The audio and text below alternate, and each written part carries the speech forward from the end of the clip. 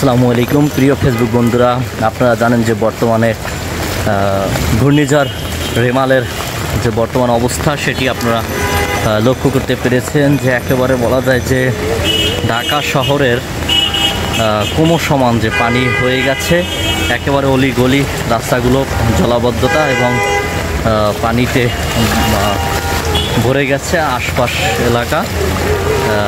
আমরা লক্ষ্য করতে পেরেছি যে সড়কেও কিন্তু গাড়ি যানবাহন থেমে আছে, যেতে পারছে না।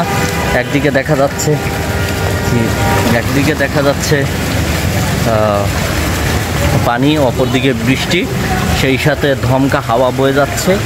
আর তার পাশাপাশি যে আসলে মানুষের চলাচল সেটি আপনারা দেখতে পেরেছেন যে আসলে এই মুহূর্তে যে কি পরিমাণে বিপর্যয় সেটি আমরা লক্ষ্য করতে পেরেছি যে একেবারে বলা যায় যে ভিজে যাচ্ছি। এই মুহূর্তে যে আমরা রাস্তা থেকে হাঁটছি সেটি দেখা যাচ্ছে যে পানি থই থই করছে।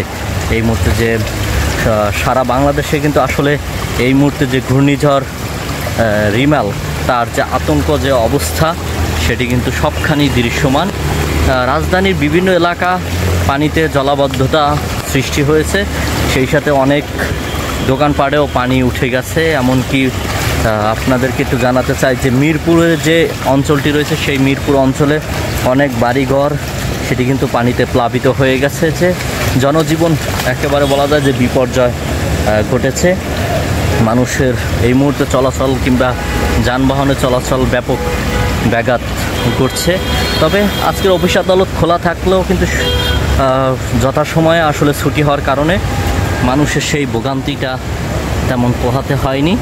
সবাই চলে যেতে কিছু আছে। আপনারা দেখতে পাচ্ছেন যে এই মুহূর্তে ঢাকা শহরের যে অবস্থা, মানুষজন হাঁটা চলা সহ আপনাদেরকে একটু দেখানোর চেষ্টা করছি যে রাজধানী শহর যে কি পরিমাণে যে আসলে পানিতে প্লাবিত হয়ে গেছে এবং সব দিক থেকে আসলে মানুষ চলাচলের জন্য সড়কে তো মানুষ কোনোভাবেই চলাচল করতে পারতেছেন না এই মুহূর্তে, কারণ যে পরিমাণে পানি উঠেছে যে সেটি ধারণার বাহিরে হয়। অর্থাৎ ইতিহাসে ঢাকা প্রথম সম্ভবত এইভাবে পানিতে ভরে গেছে, যে বন্যার পানি, বৃষ্টির পানি সব কিছু এলোমেলো, যে দেখলে বোঝা যায় এটা মনে হয় কোনো বড় ধরনের নদী অথবা সাগরের মতো।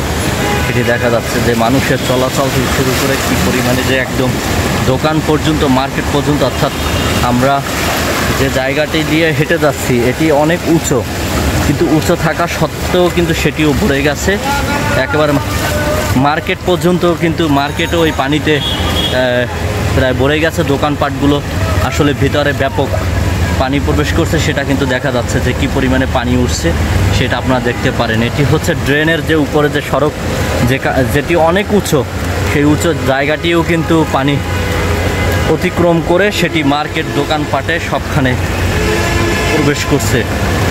তো ঘূর্ণিঝড় রেমালের যে প্রভাব সারা দেশে সেটি কিন্তু দৃশ্যমান। রাজধানী শহরের মতো জায়গায়ও কিন্তু সেই ঘূর্ণিঝড়ের যে অবস্থা সেটিও কিন্তু ভয়ানক অবস্থা। যানবাহন চলাচল থেকে শুরু করে সড়ক পথ, রাস্তাঘাটে একেবারে বলা যায় যে মানুষের যে বিপর্যয় যে চলছে সেটা কিন্তু অনেকটা কষ্ট দেখা যাচ্ছে। আপনাদেরকে যদি একটু জানাতে চাই, ঘূর্ণিঝড় রেমালের যে প্রভাবটি ছিল সেটি কিন্তু আজকে 2 দিন ধরেই কিন্তু চলেছিল একটানা। কিন্তু আজকের ঢাকা শহরে বর্তমানে এই মুহূর্তে বাতাস না থাকলে কিন্তু আসলে যে পানির যে একটি প্রভাব রয়েছে, যে বৃষ্টির পানিতে যে একেবারে রাস্তাঘাট ডুবে গেছে সেটি কিন্তু দৃশ্যমান, সেটি আপনাদেরকে দেখানোর চেষ্টা করছি। মানুষজনের হাঁটা চলাই কিন্তু এখন খুব কষ্ট হয়ে যাচ্ছে। কেউ বন্ধুরা, এই মুহূর্তে আমি আছি রাজধানীর পল্টন থেকে কিন্তু আপনাদেরকে এই দৃশ্যটি দেখিয়েছি, যে হয়তো আপনারা অনেকে মনে করতে পারেন যে শুধু জেলা শহরগুলোতে অথবা উপজেলায় প্রভাবটা পড়ছে না।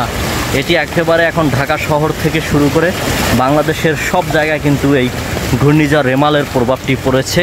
সেটি কিন্তু আমরা যারা ঢাকা শহরে আছি তারা কিন্তু উপলব্ধি করতে পারছি যে এই মুহূর্তে সেটির কি অবস্থা এবং কেমন আছে। তো এই মুহূর্তে এখনও কিন্তু বৃষ্টি হচ্ছে, বৃষ্টি কিন্তু থামছে না, বরং বিকালের চেয়ে কিন্তু সন্ধ্যার পরে বৃষ্টি আরও জোরে করা শুরু করছে, মুষলধারে যেটাকে বলা যায় সেটা সেইটি। আর আপনারা দেখতে পাচ্ছেন যে আসলে যানবাহনগুলো সিরিয়ালে দাঁড়িয়ে আছে। অনেক সময় আমরা দেখেছি যে রাস্তার মধ্যেও কিন্তু যানবাহন পানির কারণে নষ্ট হয়ে গেছে, নষ্ট হয়ে সেখানে তারা পড়েছিল।